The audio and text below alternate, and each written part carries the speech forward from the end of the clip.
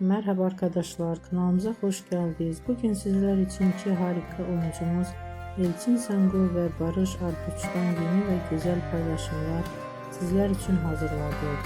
Kiralık Aşk dizisinde rol almış ve herkes tarafından beğenilmiştir. Biz de sizler için onların güzel ve romantik karelerini hazırladık.